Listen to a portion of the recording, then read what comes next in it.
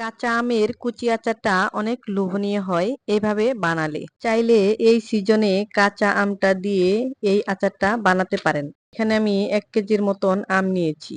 প্রথমে আমগুলো ভালোভাবে ধুয়ে খোসা ছাড়িয়ে নিব। আমের খোসাগুলো ছাড়িয়ে নেওয়ার পর গ্রেটার দিয়ে ভালোভাবে গ্রেট করে নিচ্ছি। আর গ্রেটারের যে সাইডটা মোটা আছে সেটা দিয়ে গ্রেট করে নিব। গ্রেট করা হয়ে গেলে একটা প্যানে নিয়ে নিচ্ছি। আর এখানে দিয়ে দিচ্ছি 1 কাপ চিনি। চিনি দিয়ে আমি এটা ভালোভাবে মিশিয়ে নেব। এরপর দিয়ে দিচ্ছি 2 টেবিল চামচ সিরকা।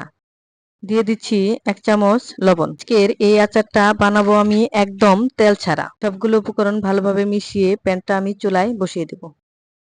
1 চামচ পাঁচফোড়ন এবং 2-3টা শুকনা মরিচ দিয়ে তেলে নিচ্ছি। পাঁচফোড়নটা আমি আধা ভাঙ্গা করে গুঁড়ো করে নেব।